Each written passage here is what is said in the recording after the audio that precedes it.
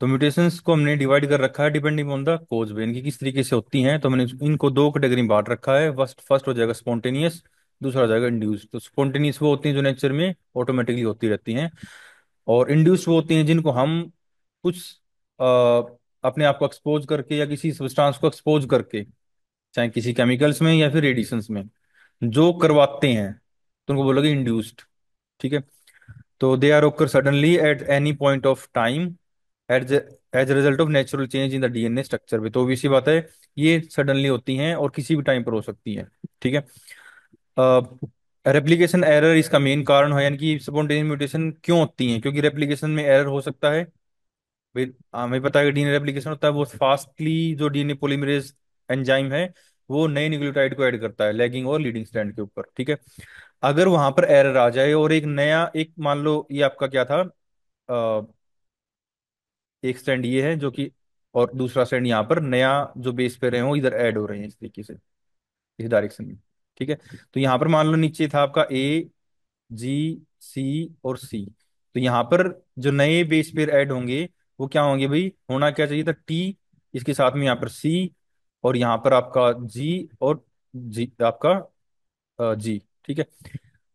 ये था natural normal. लेकिन अगर मान लो ये जो डीएनए पॉलीमरेज यहाँ पर एक्ट कर रहा है, अब ये इस डायरेक्शन में मूव कर रहा है फॉर एग्जांपल, तो अगर मान लो इसने इस जी की जगह पर यहाँ पर सी की जगह पर इसने यहाँ पर जी ऐड कर दिया इस पॉइंट पर, तो ये हो जाएगी आपकी म्यूटेशंस। ठीक है। तो कंप्लीटली ये जो बेस पेयर है ये म्यूटेटेड कहलाएगा। और इस वजह से यहाँ पर आपका डीएनए की स्ट्रक्चर चेंज होगी, फिर एमआरएनए चेंज हो जाएगा, एमआरएनए चेंज होगा, प्रोटीन जो न्यूक्लियोटाइड ऐड होंगे, अमीनो एसिड ऐड होंगे, वो भी आपके अलग तरीके से ऐड होंगे, क्योंकि पूरा जो कोडोन है मैंने बताया था वो शिफ्ट हो जाएगा। ठीक है। तो फर्स्ट रीजन बता दिया आपका रेप्लिकेशन एरर या फिर any chemical reactions happening in the cellular environment भाई। तो अगेन कोई भी केमिकल रिएक्शंस हो सकता है कोई, लाइक आपको कोई गैस में एक्सपोज किया जाए आपको, ठीक है, यानी कि किसी भी सेल को या फिर प्लांट को, एनिमल को, ठीक है, या फिर कोई रेडिएशंस हो। ठीक है। तो वो भी क्या है, यानी कि कोई केमिकल रिएक्शंस हो कहाँ पर, हमारे सेलुलर इन्वायरमेंट के अंदर, यानी कि सेल के अंदर कोई, मतलब कोई केमिकल रिएक्शंस हो, यानी कि ये इंड्यूस्ड की नहीं है। इंड्यूस में तो हम उसको कराएंगे, ये नेचुरल हो रहा है किसी वजह, मान लो आप धूप में जा रहे हो घर की तरफ, ठीक है ना, तो उन रेडिएशन की वजह से आप उसको करा तो नहीं रहे स्किन के ऊपर, ठीक है, लेकिन रेडिएशन नेचुरली आपकी स्किन के ऊपर गिर रही है, और उन रेडिएशन की वजह से अगर नेचुरली आपका जो डीएनए हो डैमेज हो जाए, तो वो जो म्यूटेशन कहलाएगी वो स्पॉन्टेनियस कहलाएगी। ठीक है। अगेन ये जो स्पॉन्टेनियस म्यूटेशन है इसकी वजह से लगातार जो इवोल्यूशन भी होता रहता है, ये नहीं हो तो इवोल्यूशन नहीं होगा। तो मतलब इवोल्यूशन के लिए म्यूटेशन जरूरी होती है, क्योंकि चेंज होंगी तभी कोई नई स्पीसीज इवोल्व होगी। ठीक है। सेकंड कैटेगरी आती है हमारी इंड्यूस्ड म्यूटेशंस। तो अगेन यहाँ पर change caused by the environmental and chemical radiation, यानी कि हमने इनको, आपने यानी कि इंड्यूस्ड कराना पड़ेगा, यानी कि they are induced by the continuous exposing, this one expose word आप लिखना पड़ेगा, कंटिन्यूसली एक्सपोज करना पड़ेगा उस टिश्यू को या फिर उस प्लांट को, उस एनिमल को, इन पर्टिकुलर केमिकल और रेडिएशंस, और उसके बाद उसके डीएनए में जो चेंज आएंगे उनको बोलोगे आप इंड्यूस म्यूटेशंस।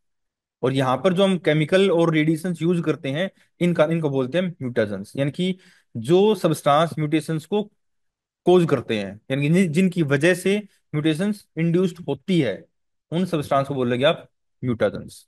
ठीक है। तो ये जो म्यूटेशंस हमारे, इनको हमने बेसिकली दो कैटेगरी में बांट रखा है। एक होते हैं आपके केमिकल्स, एक होते हैं आपके फिजिकल्स भाई। उससे पहले जो स्पॉन्टेनियस म्यूटेशंस के जो कोज मैंने बताए थे, लाइक फॉर एग्जांपल ये एक पिक्चर में दिखा रखा है कि टोटमेरिज्म क्या होता है, change in the position of A protons. तो फॉर एग्जांपल यहाँ पर देखोगे ये है थाइमीन भी आपका, यानी कि नेचुरल थाइमीन की फॉर्म है, बट यहाँ पर क्या हो, जो म्यूटेशंस है, ठीक है, उनकी वजह से यहाँ पर क्या हो रहा है कि जो ऑक्सीजन और हाइड्रोजन है ये एक्सचेंज हो रही हैं, और ये अलग एक रेयर फॉर्म बन जाती है किसकी, थाइमीन की। तो इस वजह से भी क्या हो जाएगा, यहाँ पर म्यूटेशंस हो जाएगी। यानी जरूरी नहीं कि जो पूरा बेस पेयर ही चेंज होना हो, बेस पेयर में माइन्यूट स्ट्रक्चरल चेंज हो जाएंगे, तब भी म्यूटेशंस क्रिएट हो जाती है। ठीक है। तो ये अलग अलग ही सभी का दिखा रखा है, ग्वानिन का दिखा रखा है, साइटोसाइनिन का दिखा रखा है यहाँ पर, साइटोसिन का दिखा रखा है, एडेनिन का दिखा रखा है, यानी कि यहाँ पर क्या हो रहा है, शिफ्टिंग हो रही है बिटवीन द प्रोटॉन्स। तो इस शिफ्टिंग की वजह से यहाँ पर क्या होगा, तो यहाँ पर क्या था भाई, जो थाइमीन है ये एडेनिन के साथ बेस करता है नेचुरली, बट अगर मान लो, और ऐसे ही हमारा जो साइटोसिन है ग्वानिन के साथ बेस पेयरिंग करता है, लेकिन अगर मान लो यहाँ पर जो साइटोसिन है ये एडेनिन के साथ बेस पेयरिंग कर रहा है, हालांकि ये रेयर होता है, बट इस साइटोसिन के अंदर क्या हो रहा है, चेंज हो गया है। ऐसे ही इस एडेनिन के अंदर भी क्या हुआ, चेंज हो गया है। तो दोनों ने अब बॉन्ड बना लिया है, जो कि नेचुरल नहीं है। यानी सी हमेशा जी के साथ बॉन्ड बनाता है, ये हमें पता है।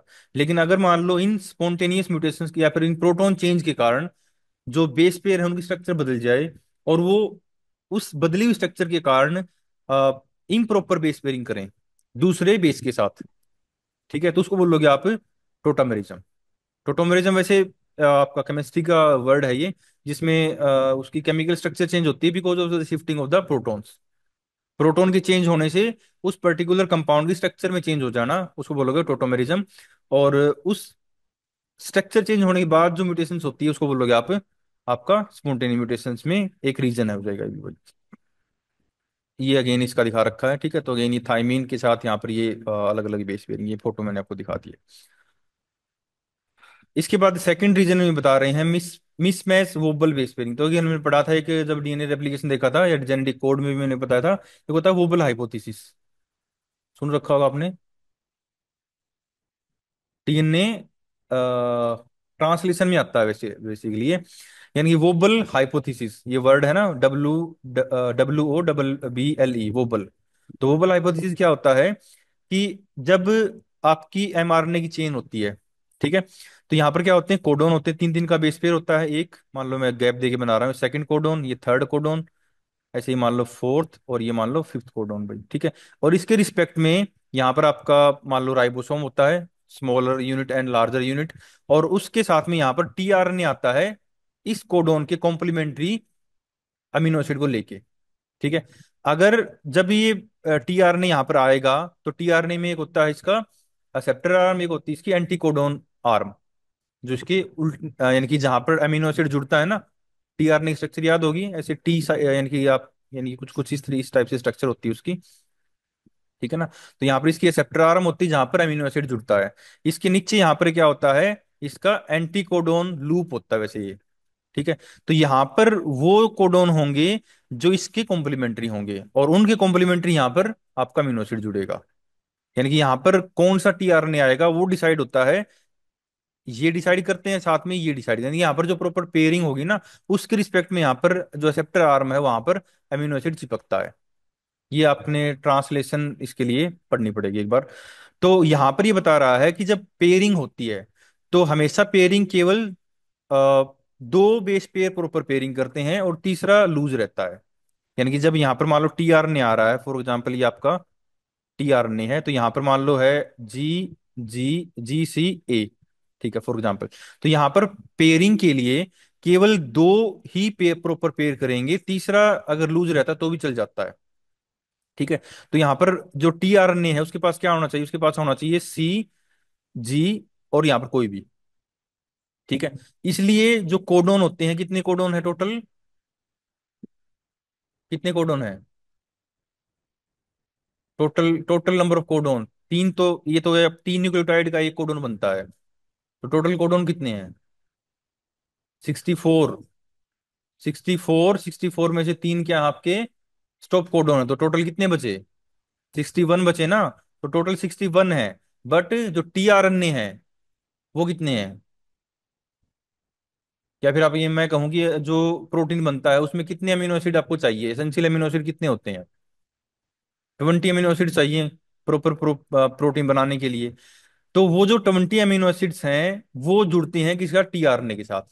तो मतलब 20 टाइप के टीआरएनए हो गई उनके रिस्पेक्ट में। तो लेकिन जो कोडोन है वो तो ज्यादा है, ठीक है। तो अगर कोडोन ज्यादा है और टीआरएनए आपके 20 ही हैं, तो ओबीसी बात है, सारे मान लो प्रॉपर मतलब पेयरिंग नहीं होगी, इसका मतलब तो यही हुआ। तो इस कंसेप्ट को जो वोबल है ना उसने बताया था, उसने ये बताया था कि जो टीआरएनए बाइंड करता है एमआरएनए के साथ, कोडोन के साथ एमआरएनए पे, वो केवल दो की पेयरिंग करता है, जो तीसरा बेस पेयर होता है वो फ्री रहता है। अब तीसरा जो वर्ड है, यानी कि जो थर्ड जो वर्ड है, वो हम यूज करते हैं कोडोन के रिस्पेक्ट में। अगर आप इसी कंसेप्ट को बताओगे एंटी कोडोन के रिस्पेक्ट में, यानी कि टीआरएनए के रिस्पेक्ट में, तो बताओगे कि नंबर 3 एंड नंबर 2 तो प्रॉपर पेयरिंग करते हैं और नंबर 1 है वो फ्री रहता है। अगर मैं इसकी बात करूं ऊपर से, क्योंकि अगर मान लो इसका नंबर 1 नंबर 2 नंबर 3 है, तो कॉम्प्लीमेंट्री होगा टीआरएनए में, तो इसका नंबर क्या होगा, नंबर 3, नंबर 2 और नंबर 1 कहलाएगा इसका। तो जब आप पेयरिंग बताओगे तो पेयरिंग बताओगे कि नंबर 3 एंड नंबर 1 पेयरिंग करता है, ऐसे ही नंबर 2 के साथ पेयरिंग करता है, और नंबर 1 नंबर 3 लूज रहते हैं, अगर आप बता रहे हो टीआरएनए के रिस्पेक्ट में। अगर आप एमआरएनए के रिस्पेक्ट में बताओगे तो बताओगे 1 एंड 2 प्रॉपर पेयरिंग करते हैं, और नंबर थर्ड जो कोडोन है या फिर जो न्यूक्लियोटाइड है वो फ्री रहता है।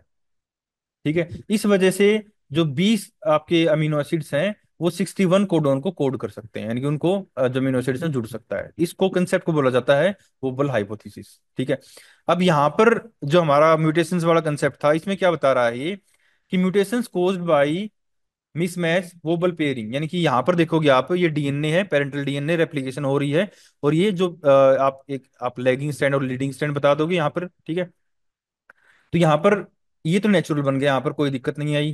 ठीक है, यहाँ पर देखोगे ये प्रॉपर वाइल्ड टाइप लिखा हुआ है, बट यहाँ पर इन्होंने क्या दिखाया, म्यूटेशन दिखाया, म्यूटेंट दिखाया ये क्यों, क्योंकि यहाँ पर जब ये कोडोन जुड़ रहा है, फॉर एग्जाम्पल एक कोडोन ये है, सेकंड इन्होंने देखो इसमें इस डायग्राम से तो नहीं, बट आपको ये मैं बता रहा हूँ कि अगर मान लो ये आपका एमआरएनए है, ठीक है, यहाँ पर आपके पास 3 बेस पेयर हैं, ठीक, 3 न्यूक्लियोटाइड हैं, एक है मान लो ए, दूसरा आपका टी और ए। ठीक है, तो यहाँ पर टीआरएनए आता था पहले, उसका टीआरएनए स्ट्रक्चर क्या होनी थी यहाँ पर, आपका टी, ए और टी, ये होना था। आई थिंक इसमें एमआरएनए में यूरासिल होता है, ठीक है ना, तो आप उसको एक से, तो यहाँ पर आपका फिर से क्या है, कोडोन है, यहाँ पर हम जी ले रहे हैं, यू ले रहे हैं और जी ले रहे हैं फॉर एग्जाम्पल। ठीक है, तो यहाँ पर जो आपका टीआरएनए आएगा, उसके एंटीकोडोन लूप में जो बेस पेयर होंगे वो होंगे आपके सी, यहाँ पर ए और यहाँ पर सी, और इसके रिस्पेक्ट में इन कोडोन के रिस्पेक्ट या फिर इन कोडोन के रिस्पेक्ट में ये किसके लिए कोड करता है, मान लो फॉर एग्जांपल ये कोड करता है एलानिन के लिए भाई, फॉर एग्जांपल मैं मान रहा हूं, मुझे एग्जैक्टली याद नहीं है अभी इसका। ठीक है, तो यहाँ पर इसके ऊपर एलानिन जुड़ना था। ठीक है, अब मान लो यहाँ पर म्यूटेशन हो जाए किसी वजह से, तो यहाँ पर मान लो यू की जगह पर आपका एमआरएनए में मैं यू की जगह पर यहाँ पर हमने ऐड कर दिया है फॉर एग्जांपल सी ऐड कर दिया है। तो अब यहाँ पर क्या होगा, ये जो आपका स्ट्रक्चर थी ये इसके साथ बाइंड नहीं करेगी अब, तो जो जो भी आपका प्रोटीन बनना था ना उसकी ओवरऑल स्ट्रक्चर में चेंज होगी, क्योंकि यहाँ पर अब एलानिन जो एमिनो एसिड था ये जुड़ेगा नहीं, बिकॉज ऑफ द एक एक सिंगल म्यूटेशन की वजह से। तो यहाँ पर ये देखो बता रखा है parental DNA guanine wobble pairing to the T, तो वोबल पेयरिंग बता रखी है इन्होंने, देखो जो ग्वानिन है ना ये टी के साथ बाइंड कर रहा है।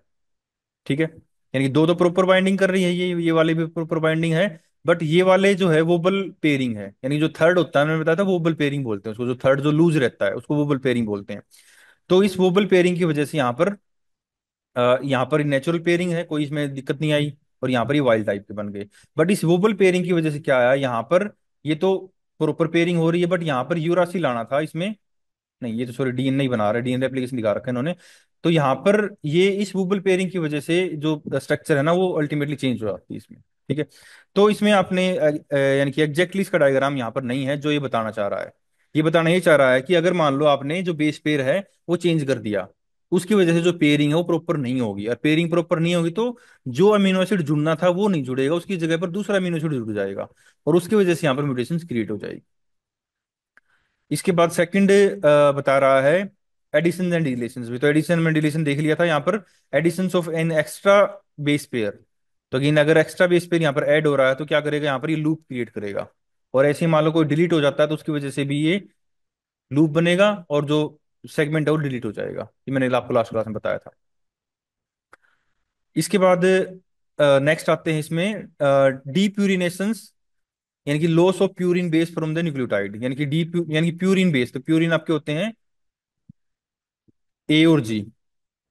ठीक है, loss of purine from the DNA when the bond hydrolysis between the base and the deoxy sugar resulting in the apuric sites, यानी कि A and G are removed and replaced with the random base, तो again इसको बोलते हैं डीप्यूरिनेशन। तो again ये भी अगर प्यूरिन रिमूव हो जाए, आपने कुछ ऐसे केमिकल डाल दिया जिसकी वजह से जो ए एंड जी हैं वो निकल गए हैं, तो उसकी वजह से भी यहाँ पर क्या आ रहा है, जो म्यूटेशन है वो क्रिएट हो जाती है।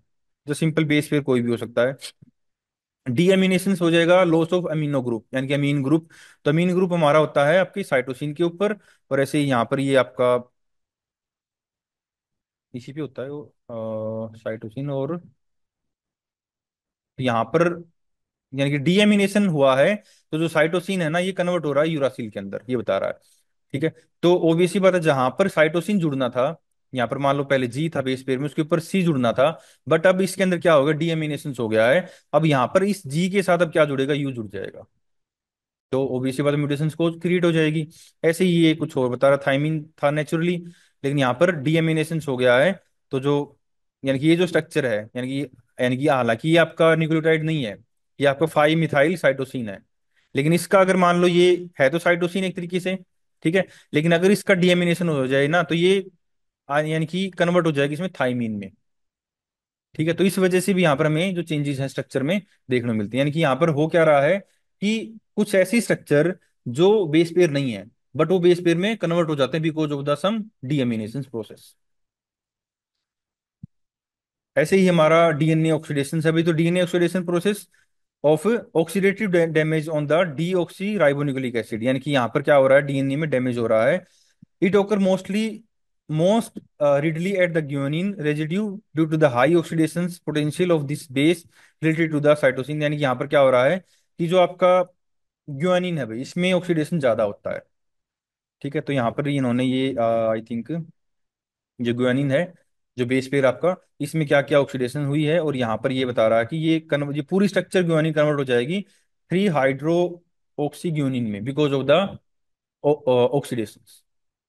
ठीक है, तो यहाँ पर जो रिएक्टिव ऑक्सीजन स्पीसीज है लाइक O2 है, या फिर H2O2 है, या फिर OH है, they are generated by radiations and by chemical agent, and they are called free radicals. Obviously बात है, अगर फ्री रेडिकल्स बनती हैं तो ये फ्री रेडिकल क्या करेंगे, अब जो दूसरे बेस पेयर हैं उनको भी डैमेज करेंगे।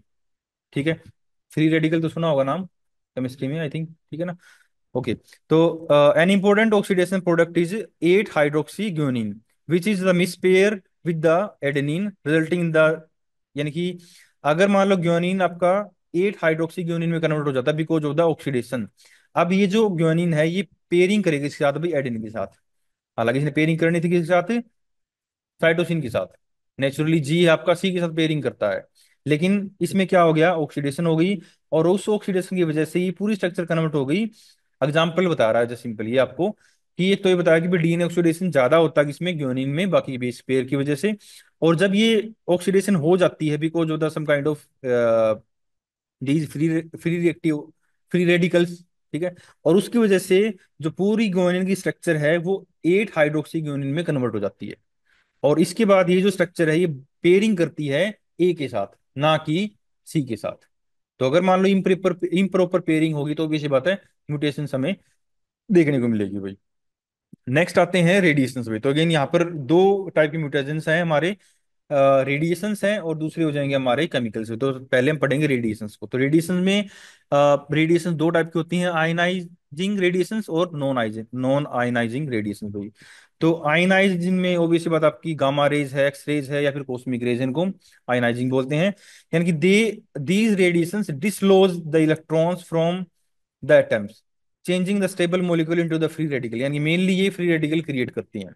ठीक है, which then altered the structure of the base and break the phosphodiester bond in the bases। तो अल्टीमेटली ये अगर सारे चेंजेस होंगे, यानी कि dislodge the electron from the atom, electron का डिसलोज डिसलोज मतलब मूव हो जाना, आई थिंक कोई डायग्राम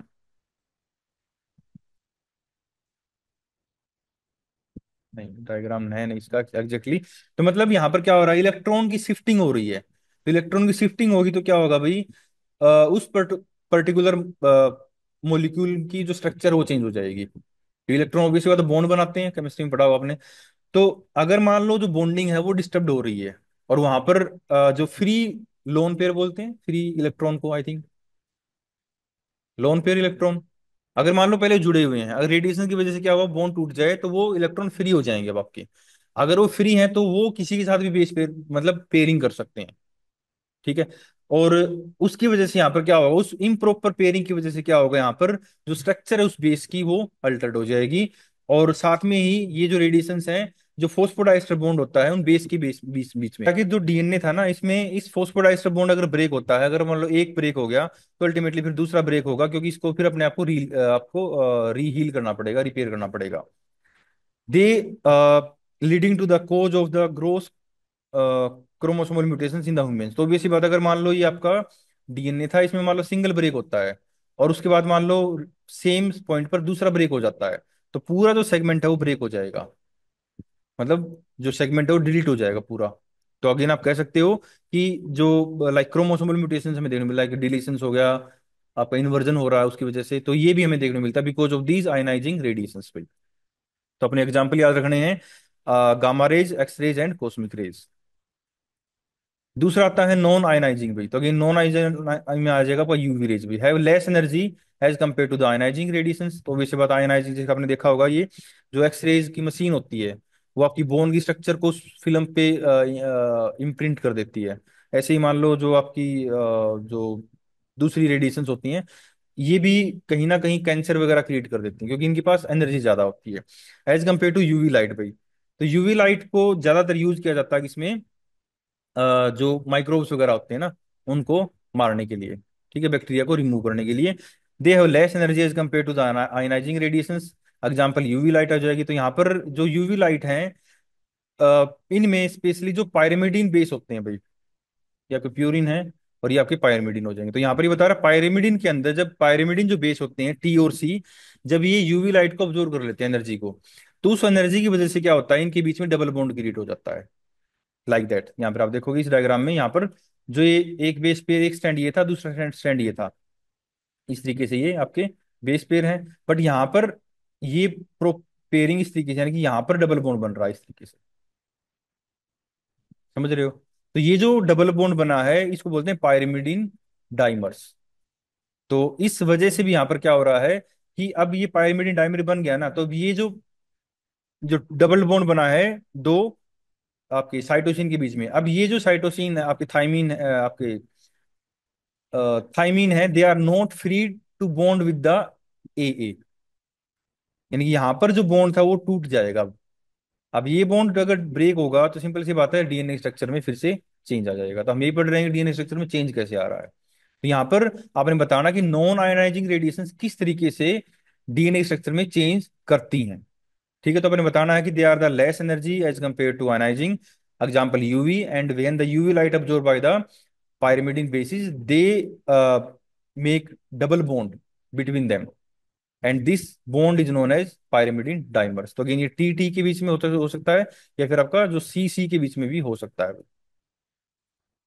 इसके बाद नंबर टू कैटेगरी आती है हमारी इसमें, केमिकल्स म्यूटेशंस में। तो केमिकल म्यूटेशंस में क्या आ जाएंगे, अलग अलग केमिकल्स आएंगे जो कि डीएनए स्ट्रक्चर में चेंज करते हैं, ठीक है। तो यहाँ पर केमिकल में फर्स्ट आ जाएगा बेस एनालॉग भी, यानी कि कुछ केमिकल ऐसे होते हैं जो जो बेस होते हैं आपके ATGC, उनके एनालॉग होते हैं, ठीक है। तो गेन फॉर एग्जांपल ये आपका एडेनिन है नॉर्मल, जो आपको इधर दिखाई दे रहा है, लेकिन यहाँ पर है 5 ब्रोमो यूरासिल भाई।